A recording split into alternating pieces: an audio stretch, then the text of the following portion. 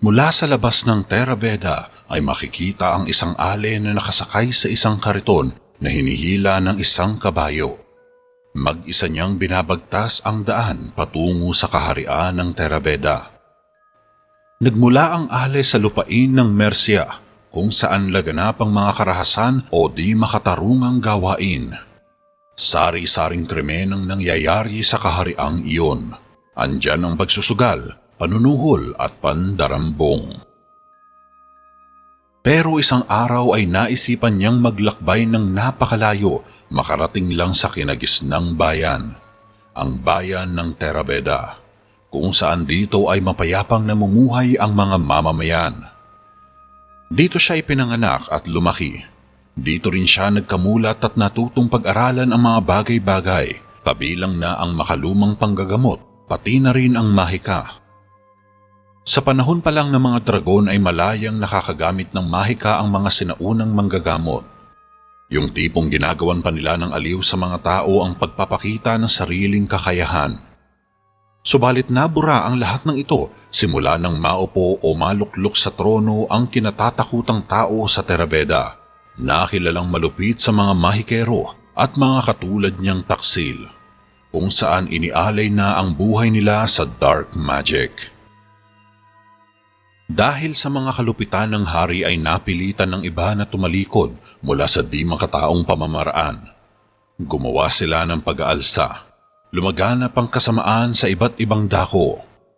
Nagtakda sila ng mga bagay na siyang magpapabagsak sa hari. Gayunpaman, kahit anong pakikibaka ang nangyari, hindi ito naging sapat para maipaghiganti ang kanilang mga mahal sa buhay o pamilyang nasawi sa malawakang paglilinis. Dahil watak-watak ang kanilang paniniwala ay hindi nagkasundo ang iba sa kung ano ba ang tama o dapat gawin. Kaya nahirapan silang mapabagsak ang hari.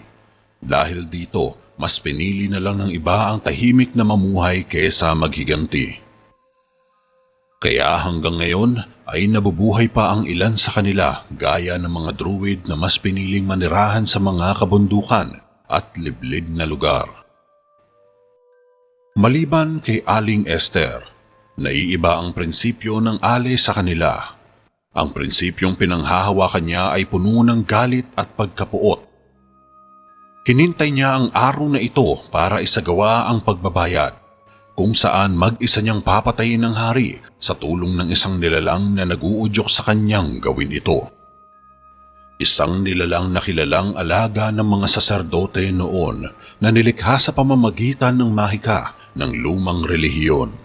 Ang relihiyon kung saan pinakasentro ng lahat ng mahika sa buong bansa.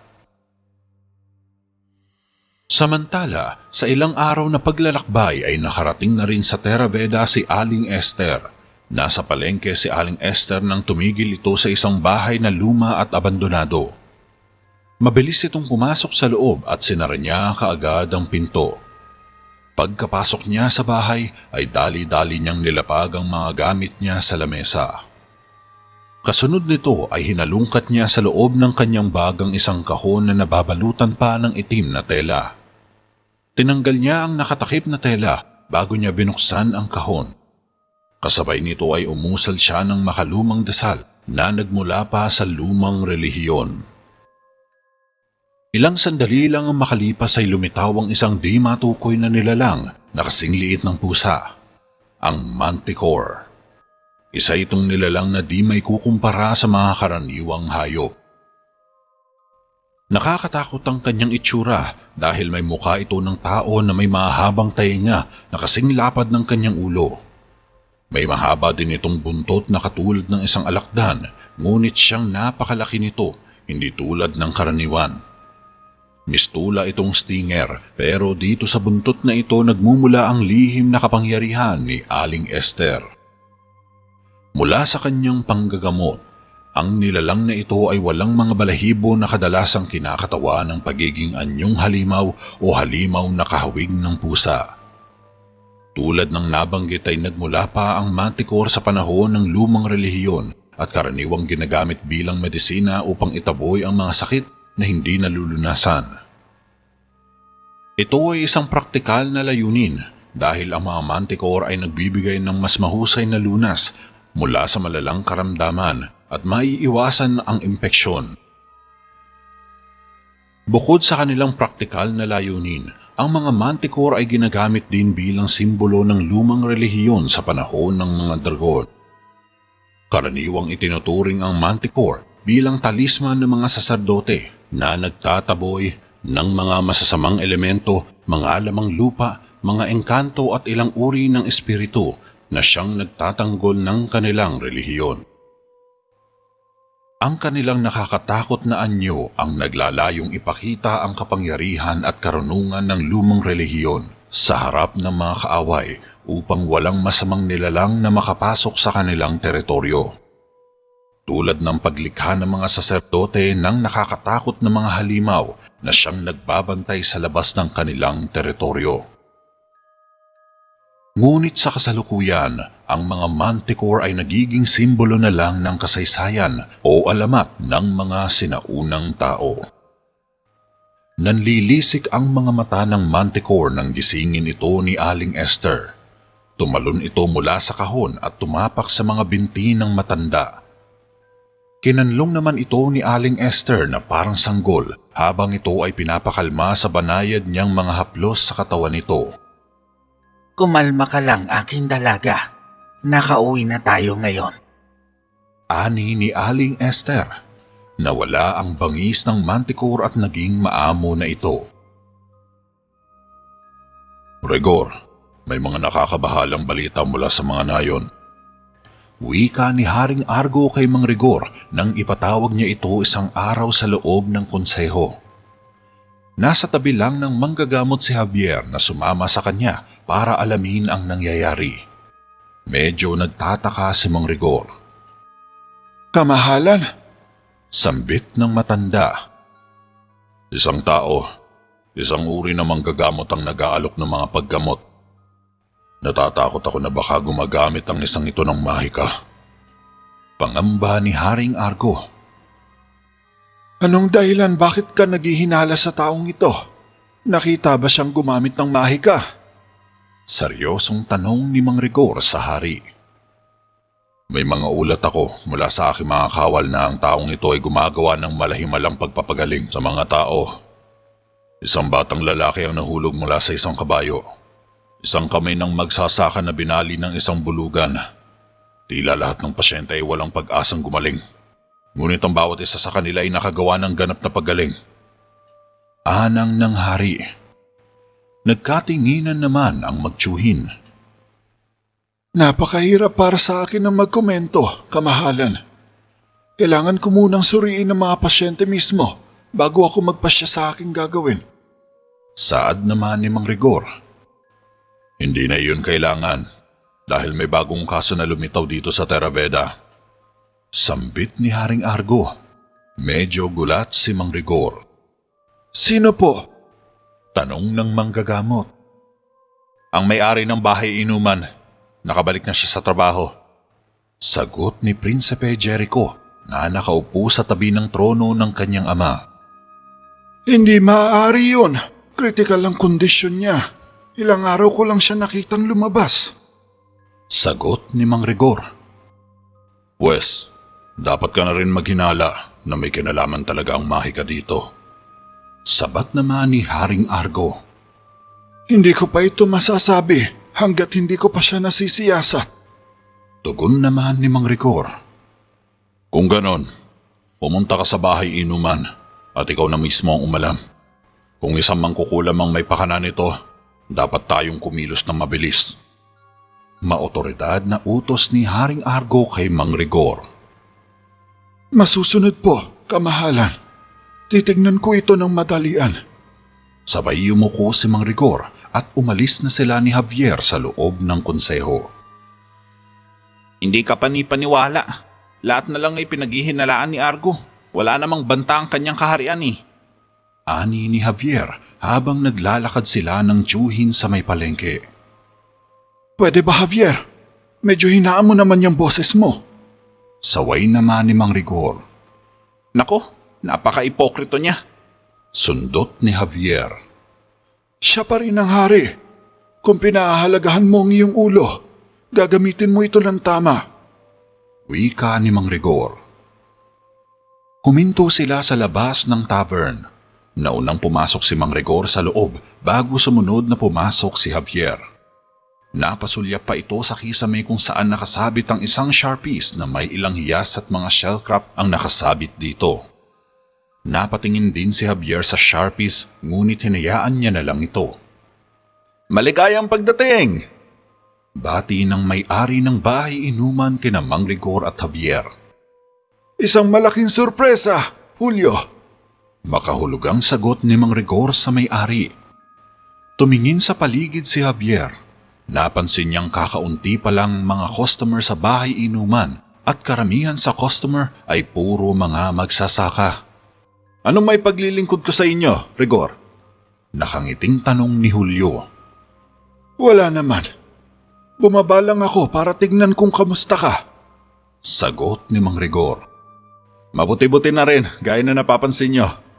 Tugon naman ni Julio. Talaga, nakapagtataka naman ang bilis mong gumaling. Malalim na sabi ni Mang Rigor. Salamat sa iyo, Rigor.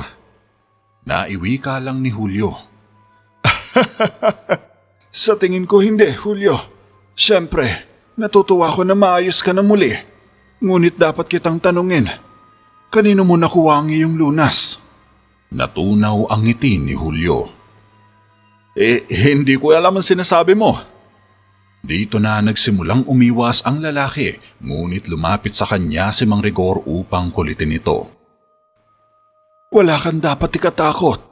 Hindi naman ako ang hari. Nag-isip sandali si Julio, sabay nagpalipat-lipat ng tingin sa magtiyuhin. Ang aking asawa, naging desperado siya.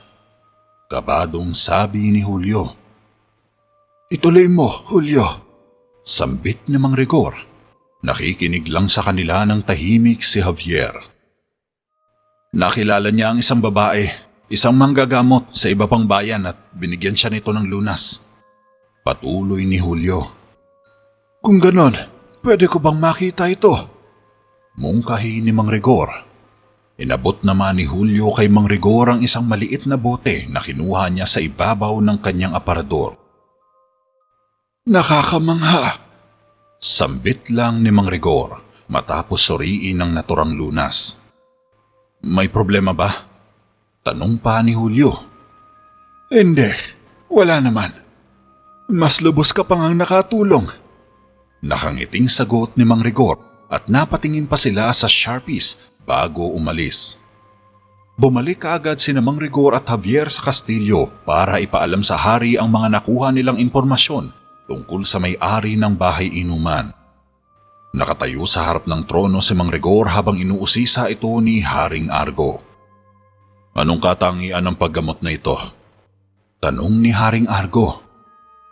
Hogwart at fenugreek. Sagot ni Mang Rigor. Ano ka mo? Medyo nalito si Haring Argo. Mga halamang herbal po ito, kamahalan. Ang sino mang nagreseta sa kanila ay napakahusay. Ang kanilang pagkaunawa sa 5 prinsipyo ng herbal. Napahinto si Mang Rigor sa pagsasalita nang pigilan siya ni Haring Argo. Paano naman yung bata at yung magsasaka? Tiyak na wala na sila sa tulong ng gayong mga remedyo. Saan ni Haring Argo? Hindi naman sa ganon, kamahalan. Ang sining ng isang manggagamot ay maaaring makamit ng ilang magagandang bagay pagdating sa medisina. Tugon ni Mang Rigor. Ngunit hindi isang himala.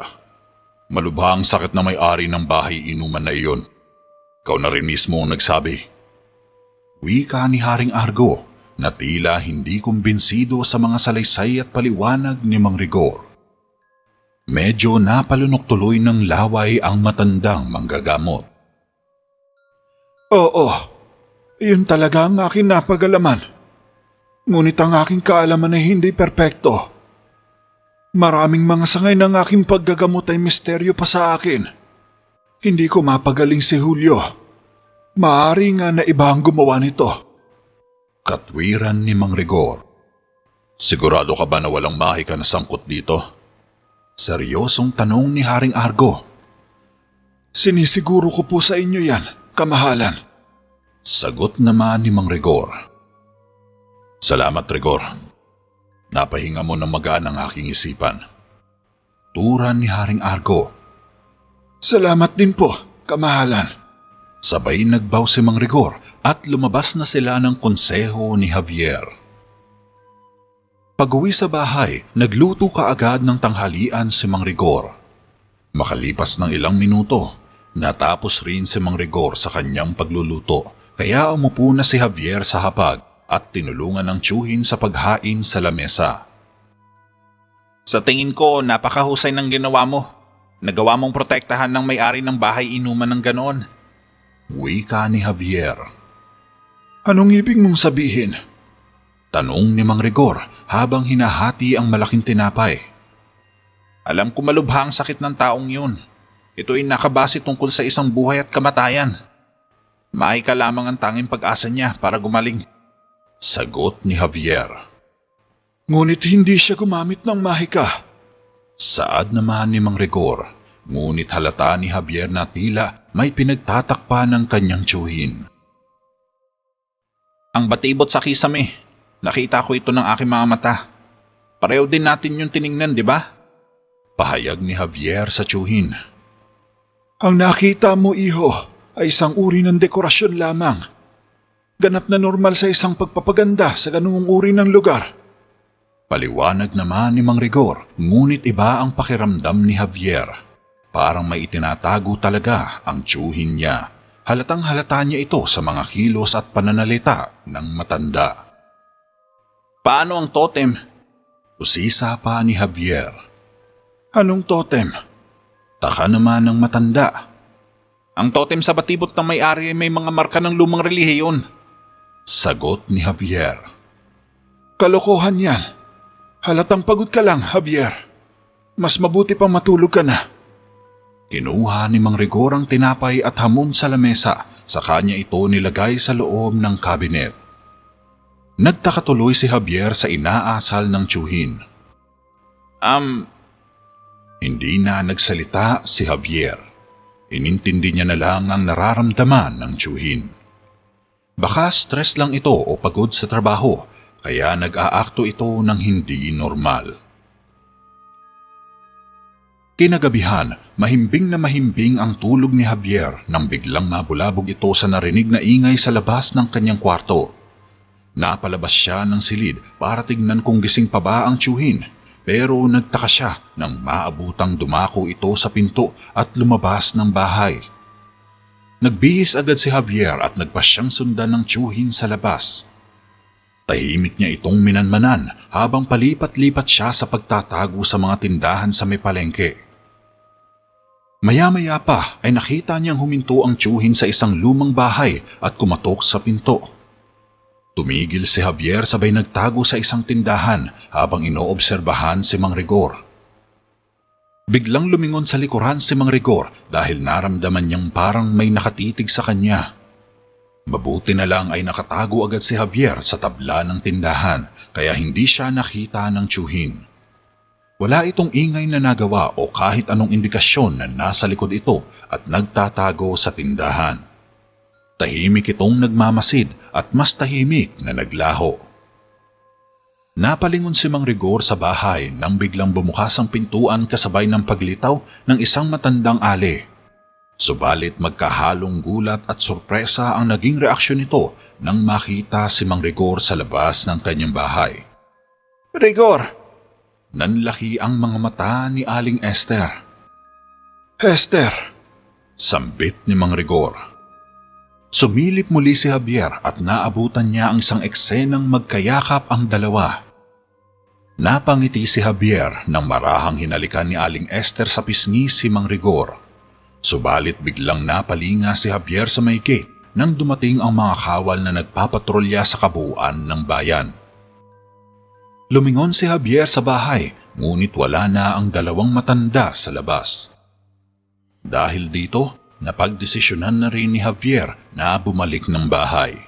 Nagtatakbo itong umuwi sa kanila. Paano mo nalaman na nasa Terabeda ako ngayon? Tanong ni Aling Esther kay Mang Rigor. Nakilala ko ang iyong panggagamot. Ang iyong estilo ay hindi matutumbasan ng iba. Sagot naman ni Mang Rigor. Nako, Rigor, hindi talaga nawawala ang talas ng memorya mo. Ngiting wika ni Aling Esther. At hindi rin kumukupas ang iyong kakayahan. Niligtas mo ang buhay ni Julio. Ani ni Mang Rigor. Ginawa ko lang ang aking makakaya, tulad ng alam kong ginagawa mo. Sagot ni Aling Esther. Ngunit ang aking kakayahan ay hindi pa sapat kumpara sa estilo mo. Sambit ni Mang Rigor. Tignan mo nga yung sarili mo. Lagi ka nalang nagpapakumbaba. Sobrang seryoso. Saad ni Aling Esther. Medyo napangiti si Mang Rigor. At palagi mo naman akong inaasar dahil dito. Sundot pa ni Mang Rigor. Tumingin sa mga mata niya si Aling Esther. Tila makahulugan ng mga tingin na ipinupukol ng matanda. Hanggang ngayon, hindi pa rin kita nakakalimutan, Rigor. Seryoso si Aling Esther. At ganoon din ako. Tugon ni Mang Rigor. 20 taon na ang nakalipas at narito muli tayo sa Terabeda ng magkasama. Halos parang walang nagbago. Ani ni Aling Esther. At ang ilang mga bagay ay hindi kailanman mangyayari. Segunda naman ni Mang Rigor. Sandaling natahimik si Aling Esther. Tumitig ito sa may bintana at matagal bago nakasagot. Si Robert. Sambit ni Aling Esther kasabay ng pagkulo ng kanyang dugo sa ulo. Hindi ligtas ang lugar na ito para sa iyo, Esther. Naghihinala siya na ang Maika ay patuloy pa rin ginagamit sa Terabeda. Pag-aalala ni Mang Rigor kay Aling Esther. Pero hindi pa siya nakakasiguro, di ba? Tumango si Mang Rigor. Hindi pa. Pero kung mananatili ka dito, hahanapin ka niya. Babala ni Mang Rigor. Pero Rigor, pananambal ang tanging alam ko. Ito ang aking kabuhayan. Kailangan kong bumili ng pagkain. Kailangan kong magbayad ng renta. Katwiran ni Aling Esther. Pero bakit dito? Masyadong malaking panganib ang maidudulot nito sa'yo. Medyo naguguluhan si Mang Rigor at bahagyang napapaisip. Ngunit blanko ang kanyang isipan sa dahilan ng pagparito ni Aling Esther sa Terabeda. Di niya mahulaan ang motibo nito. Dahil gusto kitang makita ulit. Palusot ni Aling Esther. Natigilan naman ang matandang manggagamot. Sandali silang nagkatinginan. Naghawakan sila ng mga kamay at niyakap nilang muli ang isa't isa. Isang mahigpit na yakap ang ipinadama nila sa isa't isa. Isang yakap na mahabang panahon na nilang hindi nagawa. Napangiti sila pareho nang bumitaw sa isa't isa. Malapit nang magbukang liwayway. Kailangan ko nang bumalik. Sambit bigla ni Mang Rigor. Nalungkot naman si Aling Esther. Naiintindihan ko.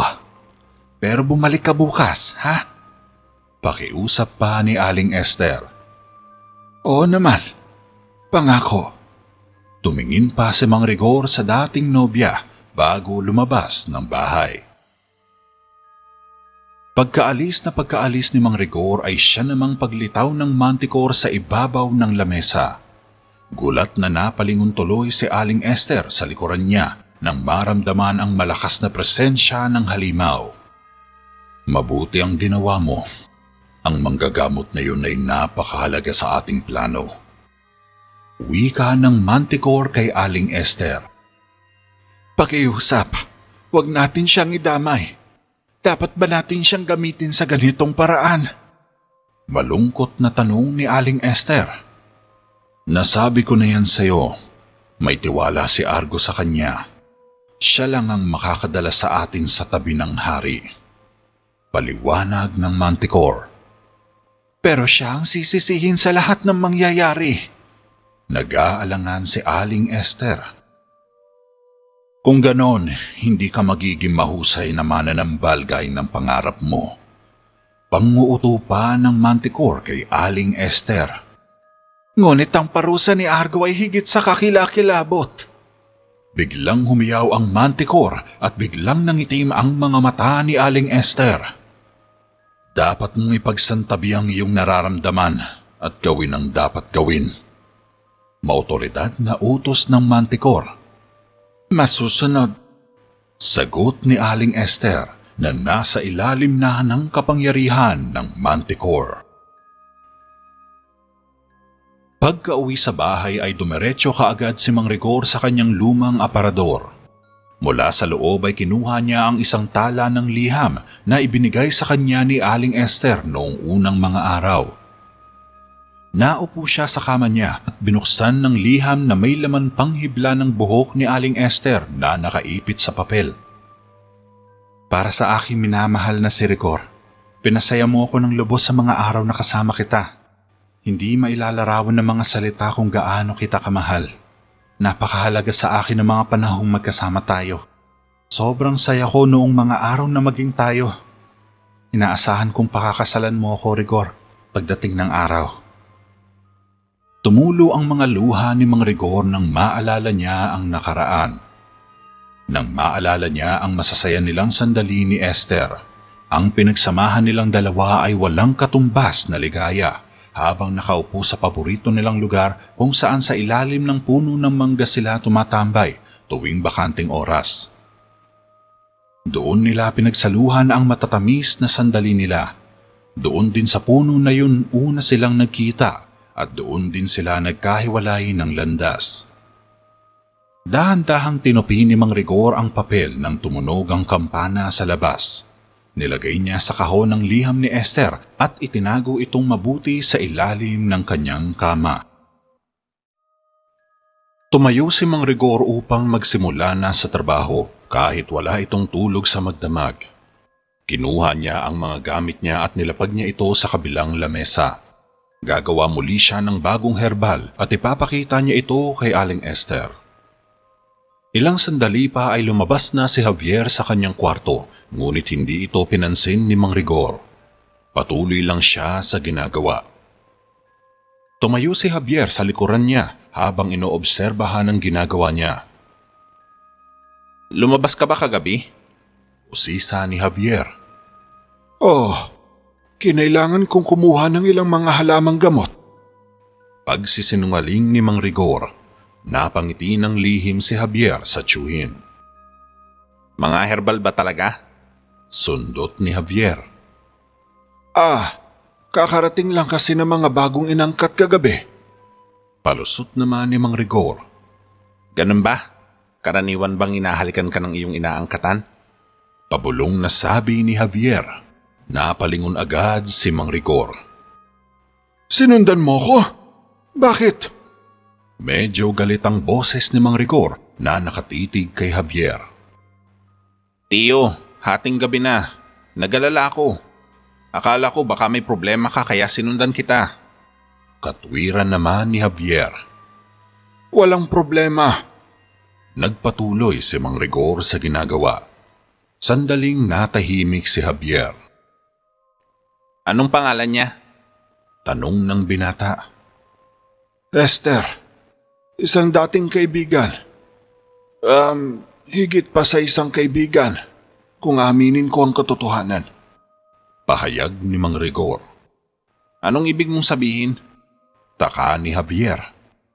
Nakatakda na sana kaming ikasal. Wika ni Mang Rigor na ikinagulat naman ng binata. Kailan ito nangyari? Usisa pa uli ni Javier. Higit pa sa mga taong nakalipas kaysa sa gusto kong tandaan. Nagsimula ang lahat ng kinuha ang aking serbisyo. Ginawa akong manggagamot ng hari nang makilala ko siya. Ito ay tulad sa paghahanap ng isang kamag-anak na espiritu. Marami kaming pagkakatulad. Ang aming pagmamahal sa agham o paggagamot sa may sakit at sa mahika ay wala ring pagkakasalungat. Pareho kaming may alam. Mahabang salaysay ni Mang Rigor. Inalisang maigi ni Javier ang mga sinabi ng tiyuhin, Ngunit isang bagay lang ang tanging nakapukaw sa kanya ng atensyon. Mahi ka? Bigkas ni Javier. Mananambal pa lang ako, pero kakaiba na ang kapangyarihan at kakayahan ni Esther. Nasa kanya na ang regalo. Hindi nagtagal ay napag-aralan na niya ang bawat aspeto ng pangkukulang, pambabarang, at higit sa lahat ang pagpapagaling. Napakagandang pagmasdan, Javier. Nagligtas siya ng napakaraming buhay noong panahon namin.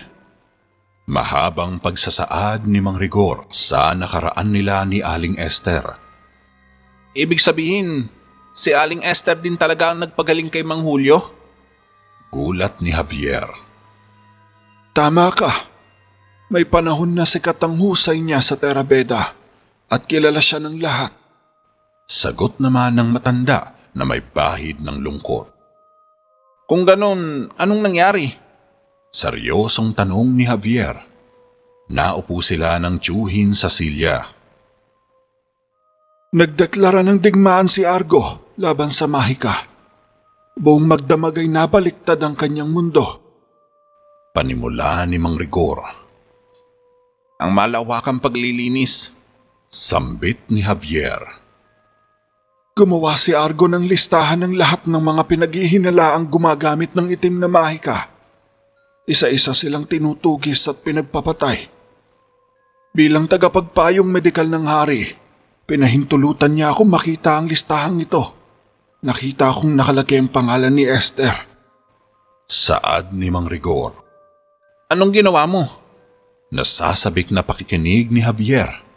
Hindi nito sukat akalain na may tinatago palang nakaraan ng tiyuhin na hindi niya pa naibabahagi sa kanya o sa kahit na kanino sa mga mamamayan ng Terabeda. Ang tanging nagawa ko ay tinanggal ang pangalan niya. Tugon ni Mang Rigor.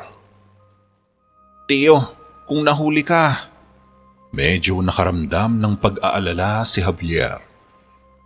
Hindi niya maisip at maanalisa kung paano nakalusot si Mang Rigor sa ginawa nitong pagtataksil sa hari, lalo pat ang kabayaran nito ay parusang kamatayan. Alam ko, pero maikli lang ang oras ko noon. Sapat lang para makaalis siya sa Terabeda, para makatakas. Dagdag pa ni Mang Rigor. Pero ikaw, naiwan ka. Nalungkot si Javier. Natakot ako. Pakiramdam ko wala na akong pagpipilian. Akala ko hindi ko na siya makikita. Ngunit narito siya ngayon, pagkatapos ng lahat ng mga taon na ito. Pakiramdam ko, nabigyan kami ng pangalawang pagkakataon. Sobrang saya ko. Napatingin sa malayo si Mang Rigor. Naalala na naman niya ang nakaraan, ang panahong kasama niya si Esther sa may puno ng mangga. Napangiti tuloy si Javier sa kakornihan ni Mang Rigor, pero hinayaan niya na lang ito na magmuni-muni. Baka kailangan niya ring mag-isip para hindi siya palaging gugol sa trabaho. Kinatanghalian ay binigyan ni Mang Rigor si Aling Esther ng isang tipak na karne na nakalagay sa isang pinggan. Kinuha ito ni Aling Esther at nilagay ang karne sa ibabaw ng kanyang lamesa. Hindi ka talaga nagbago. Palagi mo lang itong ginagawa. Natutuwa si Aling Esther dahil napakabuti pa rin ni Mang Rigor sa kanya. Ito lang ang pinakamaliit na magagawa ko. Wika ni Mang Rigor habang nililibot ng tingin ang kabuuan ng bahay. Kita niya ang mga bagay sa paligid, ang mga lumang kagamitan na maayos na nakahilera sa mga sulok. Natuwa si Mang Rigor dahil hanggang ngayon ay malinis pa rin sa mga gamit si Aling Esther. Mananatili ka ba rito? Wala ka bang ibang gagawin? Umupo si Aling Esther sa silya. Ikaw ang pasyente ko ngayong umaga. Sinigurado ko yon. Biro ni Mang Rigor sabay dinampot ang mga Sharpies sa ibabaw ng mesa. Natatandaan mo pa ba yan? Tanong ni Aling Esther kay Mang Rigor. Siyempre, Isang totem ng pagpapagaling ng may malalang sakit. Sagot ni Mang Rigor. O sige na, Rigor. Yan lang ba ang kaya mong gawin? Nakalimutan mo na ba ang lahat ng natutunan natin habang magkasama tayo? Medyo nakukulangan si Aling Esther sa sagot ni Mang Rigor. Ngumiti naman ang matanda. Tignan natin. Isa itong batibot ng saserdote kung ito ay bibigyan ng tamang pangalan. Ang bawat kristal ay may taglay na elementong tanda ng lumang relihiyon.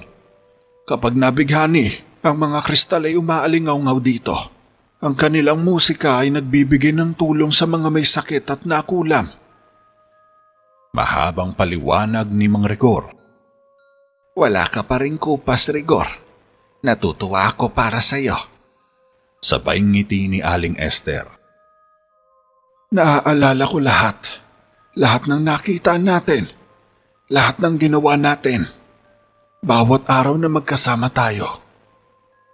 Naaalala ko yung araw noong una nating pagkikita at noong araw na umalis ka. Seryosong sabi ni Mang Rigor at nilapag niya sa lamesa ang Sharpies. Huwag na nating isipin yan. Ang mahalaga ay muli nating natagpuan ng isa't isa. Hindi ba iyon ang mahalaga? Hinawakan ni Aling Esther ang likod ng palad ni Mang Rigor. Tumangulang si Mang Rigor at hinawakan din ang kamay ng dating nobya. Kasabay nito ay napangiti sila sa isa't isa. Ngunit lingid sa kaalaman ni Mang Rigor, sa likod ng mga ngiting ipinapakita ni Aling Esther, ay nagtatago ang isang kasamaan ng Manticore sa loob ng kanyang utak. Sa loob ng arena, nakamount si Prinsipe Jericho ng isang sibat habang ito ay nakasakay sa kabayo niya. Samantalang hawak naman ni Javier ang isang malaking singsing sa itaas ng kanyang ulo. Nagsimulang patakbuhin ni Jericho ang kabayo pagkatapos ay sinungkit niya ang singsing gamit ang sibat. Nabitawan ni Javier ang singsing nang tumuhog ito sa sibat ni Jericho. Sumunod na nangyari, nakayuko si Javier sa likod ng isang kalasag habang walang habas itong hinahampas ng mace ni Jericho. Napapaupo na lang sa lupa si Javier sa lakas ng hampas ni Jericho. Bawat hataw ay tila tumutupi sa metal ng kalasag. Animoy gigil na gigil si Jericho kay Javier habang walang tigil niya itong binabayo ng mace. Parang natatain na tuloy si Javier sa tindi ng hirap na dinadanas niya habang pinapractice target siya ni Jericho. Sige pa, Javier! Ayusin mo ang paghawak mo! Ano ka ba naman? Wika ni Prinsipe Jericho. Pasensya na, medyo nahihi. Bumagsak ulit kay Javier ang mace ni Jericho. Hunghang ka talaga. Tumayo ka bilang isang mandirigma na subok sa labanan, hindi tulad ng isang bakla. Inis ni Jericho. Pansamantalang tinigilan muna sa paghataw si Javier.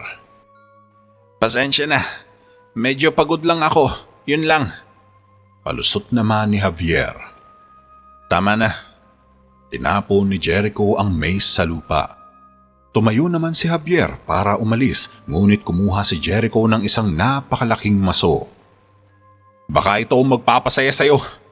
Saad ni Jericho at inundayan si Javier. Nagtatakbo tuloy sa takot si Javier habang tinatawanan lang ito ni Prinsipe Jericho.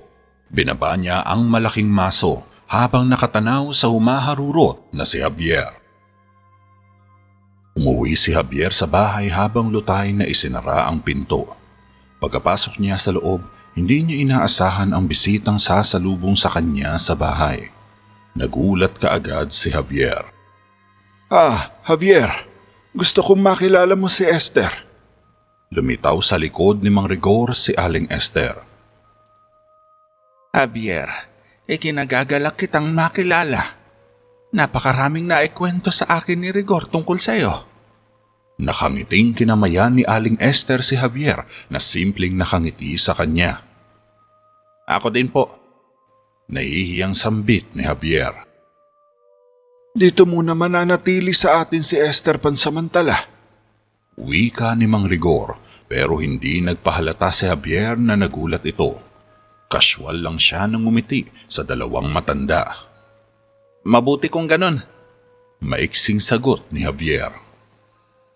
Ayos lang ba yun sa iyo, Javier? Tanong naman ni Aling Esther kay Javier na medyo nahihiya. Oo naman. Aayusin ko ang ekstrang kama sa'yo. Magalang na tugon ni Javier.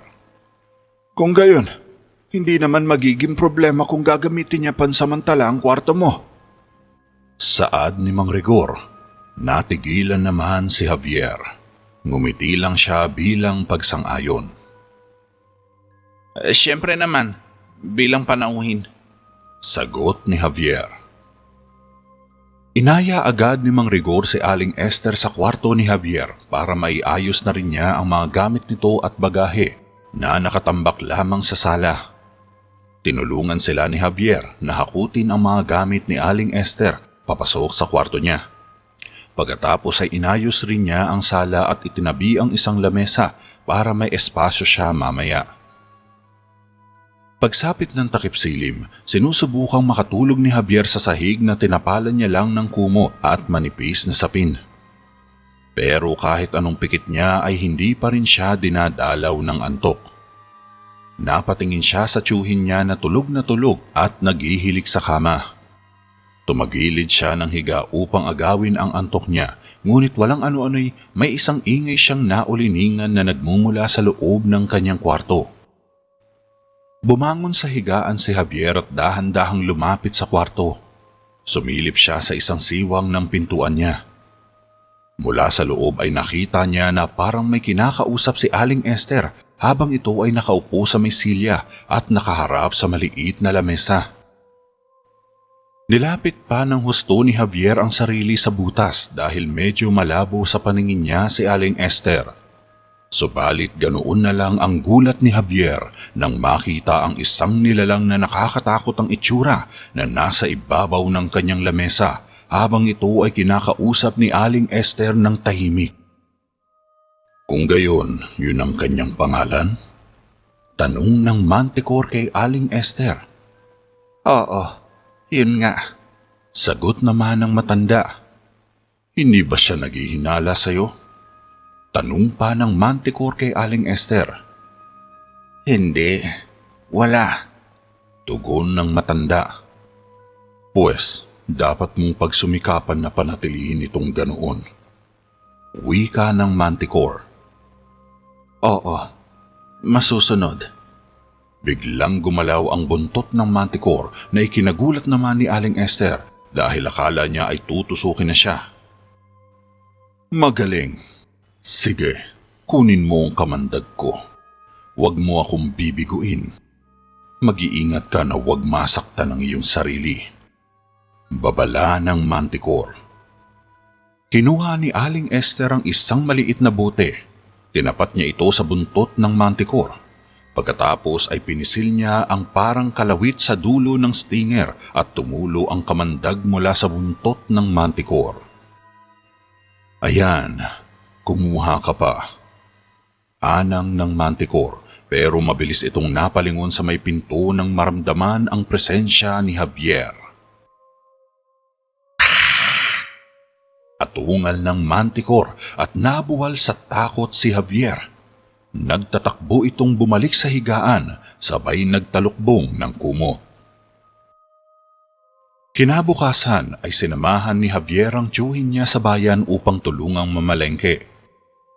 Pagsapit nila sa may palengke ay hindi natiis ni Javier na magtanong sa tiyuhin.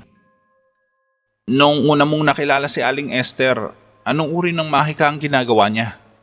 Seryosong tanong ni Javier. Lahat ng uri, noong panahon pa ng pag-aaral at eksperimento. Sagot ng matanda. Ganun ba? Paano naman ang itim na mahika? Kasunod na tanong ni Javier. Hindi ko masasabi. Ngunit ang mga araw na iyon ay matagal na. Tugon ni Mang Rigor. Paano kung ginagamit niya pa rin ito? Kagabi may kung anong nilalang sa kwarto ko. Pahayag ni Javier. Napatitig sa kanya ang tiyuhin na bahagyang nakakunot ang noo. Nilalang? Napahinto sila sa paglalakad. Wala pa ako nakitang katulad nito. Ito ay may katawan ng isang pusa at ang buntot nito ay katulad ng isang alakdan. Paglalarawan pa ni Javier sa nakitang manticore. Ikaw talaga, Javier. Baka nananaginip ka lang kagabi. Saad ni Mang Rigor. Hindi. Nakita ko to mismo sa sarili kong mga mata at ramdam ko ang kapangyarihan nito. Ito ay may kakaibang mahika na hindi ko pa nararamdaman dati. Pagbubulgar ni Javier. Ano bang kalokohan yan, Javier? Medyo galit si Mang Rigor. Parang hindi niya tanggap na pinag-iisipan ng masama ng pamangkin si Aling Esther na nag-aalaga ng isang halimaw sa loob mismo ng kanyang pamamahay. Kilala niya si Esther. Alam na alam niya ang nakaraan nito, kaya hindi siya naniniwala sa mga sinasabi ni Javier, lalo na sa sitwasyon nila ngayon. Kung hindi ka naniniwala sa akin, Tio, papatunayan ko ito sa'yo. Halika na. Hinila ni Javier ang braso ni Mang Rigor at dinala ito sa bahay. Pagdating nila ay inilabas ni Javier ang isang kahon na hinugot niya mula sa ilalim ng kama. Nilapag niya ito sa ibabaw ng kama niya. Ito yun. Dito ko nakita kung saan lumabas ang nilalang na nakita ko kagabi. Wika ni Javier. Javier, ibalik mo nga yan. Sapat na ang ipinakita mo. Saway naman ng matanda. Oh, alam kong nasa loob siya. Ramdam na ramdam ko siya. Taas noong sabi ni Javier habang nakatapat ang tainga niya sa kahon. Nakakatawa. Pinatabi siya ni Mang Rigor para buksan ang naturang kahon. Wag, Tio! Pigil ni Javier, ngunit tahasang binuksan ni Mang Rigor ang kahon. Nagulat si Javier na makitang walang kalaman-laman ng kahon. Labis tuloy siyang nagtaka. Sinuri niyang mabuti ang kahon, ngunit wala siyang makitang anumang bakas ng nilalang dito. Para itong multo o isang bula na naglaho na lang ng basta-basta sa isang kisap mata. Chinek pa itong mabuti ni Javier sa ilalim ng kama, pero wala siyang nakita maliban sa mga gamit ni Aling Esther na maayos na nakasilid sa sahig. Tumayo kaagad si Javier, sabay tumingin sa tiyuhin niya na baka sa itsura ang galit. Sana nasiyahan ka. Galit na wika ni Mang Rigor at lumabas na ng kwarto. Naiwan namang mag-isa si Javier na may bahid ng pagtataka ang itsura. Naguguluhan siya sa nangyayari. Hindi niya malaman kung saan nagsuot ang halimaw. Hinanap niya pa ito sa kabuuan ng silid, ngunit hindi niya matagpuan ang halimaw ni balahibo nito. Napaupo tuloy siyang tanga at sinungaling sa harapan ng kanyang tiyuhin.